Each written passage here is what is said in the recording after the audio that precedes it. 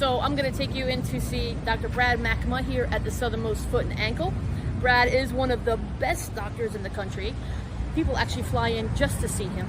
We're lucky to have him here in Key West, and also he is one of my best friends.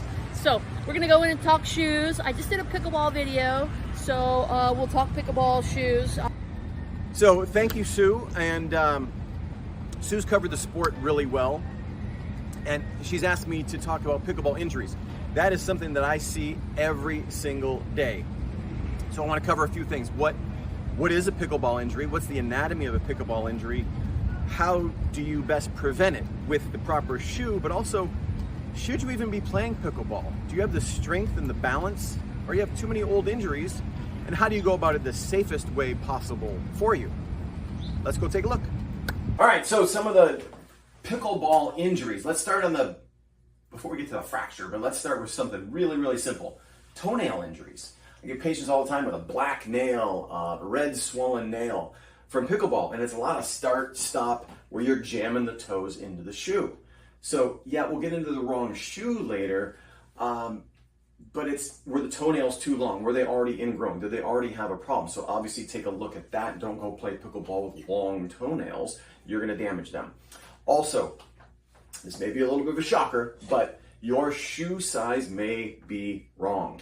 Yes, and I'm going to stereotype, and I have women out there that they say, I'm a size 7, I've been a size 7 since 7th grade, there's no way it changes, and we pull out one of these, yeah, we still have these, and we have them step on it, measure it, and lo and behold, they're a size 9.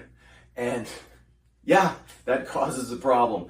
As you get older, as we all get older, our arch falls like this. And as it does, your foot doesn't necessarily grow, right? It just elongates. So have your shoe size checked. You may not, and not even may not, probably are in the wrong size shoe. We see it from one size up to 2 sizes, but almost everybody's about a half size off from what they really think that they are.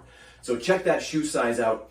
That is step 1 when we get to shoes. So jumping back to injuries, everyday pickleball injury. Number 1 is a 5th metatarsal fracture. So what's a 5th metatarsal? What's a fracture? Let's jump over here.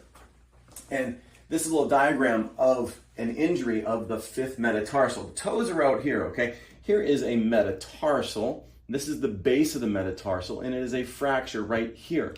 The peroneal tendon comes down and attaches to this. This is one of the main balancers of the foot. So if the foot wants to roll to the side, this tendon is pulling on that little bump on the side of your bone.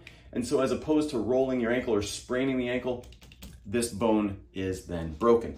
Here's an x-ray of that right here. And so this is where the foot rolled to the side and the tendon tried to pull back. And as we get older, the bones actually become weaker than the tendons. And so the foot rolls and this bone will break because the attachment is here. So what do we want to do is we want to prevent the rolling of the foot to avoid this type of fracture, a 5th metatarsal base fracture. So when it comes to that type of fracture, a lot of patients will actually walk in with that fracture. They'll feel like, well, my ankle's okay, I could walk on it, and they could go straight ahead, but any little side-to-side motion, severe pain. So it fools them a little bit, but if you can catch that early, you can take this little hairline fracture and prevent it from becoming a gapped apart fracture that might need surgery or something more invasive. Otherwise, it might just be a boot, crutches, but certainly 4 to 6 weeks of healing for those. They do heal well, but you have to catch them early. So how do we prevent this? Let's start out with, should you even be playing pickleball? Let's start there. It's a sport. It needs to be in the mindset of tennis, not of ping pong. And that may be an extreme, but a lot of people say, oh, pickleball, yeah, let's just go. I'll be barefoot, I'll wear my Hey Dudes, I'll wear my sandals, or grab whatever tennis shoe they may have. And then when they get in, yeah, you can just stand and hit it back and forth, but once you get into it and you have to make this side-to-side movement, all of a sudden, this is a legit sport with a full body, full weight, going one direction, and you have to stop yourself, or your foot's gonna go right over and have the type of injury that we just talked about. So my suggestion is, one, flat out, can you play? start up. Can you balance on one foot? Can you balance on one foot on your toes? If you can do that, you can handle a lateral motion. And it is. Can you go side to side? As an athlete, it's a sport. You should be an athlete and go side to side. If you can't handle that, you're going to injure yourself. So there's a little self-test for you right there. Can you work your way up to it? Sure. Hold on, work on your balance, get up on your toes. Are you strong? Are you stable? Yeah, go play. Okay. Now, that's step one. So make sure you're physically able to do it and physically fit. You need to check with your doctor, all of those, small print stuff.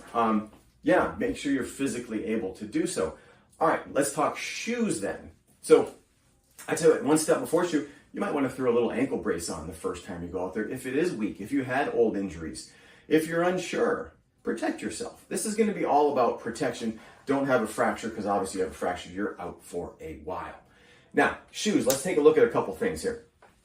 If you have a running shoe, okay, now this is a stability running shoe, one of my favorite ones. I really like this. We're going to have a whole nother video on this shoe, by the way. So, a running shoe is designed to go straight ahead. It is not designed to stop you from rolling outward at all. It might be an expensive shoe, might be a good shoe, but it's not stopping this motion, and you are going to tip over.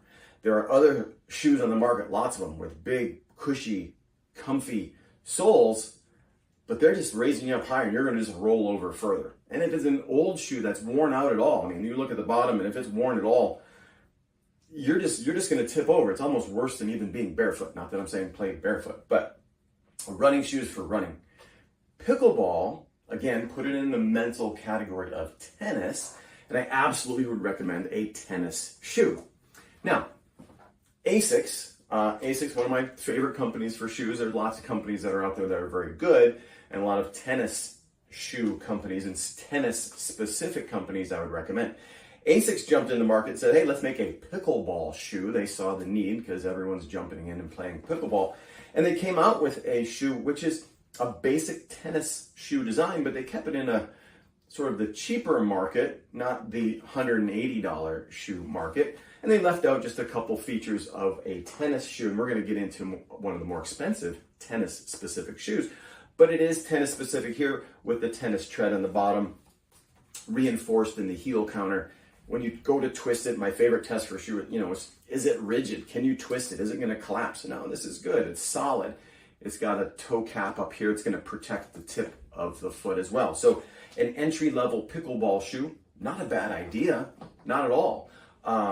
It's just you get a few more features when you go to the next level of a tennis-specific shoe. But those are some of the features. If you just grab a shoe out of the closet, can you twist it? And if that's as much as it goes, great. If it twists in a complete circle, that is absolutely not the shoe for you, okay? Firm in the heel counter, flexibility in the toe, but not running shoe flexibility, because running shoe, right, you're designed to go like this. So again, sport-specific shoes, and that's what you want to look for. Now, if you look over here, this is the Novak from ASICS. And it's got a lot of these features, again, up in the toe. It's got the protective pieces in here. It's got reinforcement all through the arch area here. Again, we want to stop that side-to-side motion. Back in the heel, reinforced as well. This is one of the key features I like to see on some of the higher-end shoes, is specifically this little outer edge on the shoe. I equate it to like a kickstand, where if the foot wants to roll to the side, there's actually more material there so if this shoe wants to roll that way and there's a bump out here, it actually prevents that from rolling. So that's one of the key features I'd love to see on some of the higher end shoes.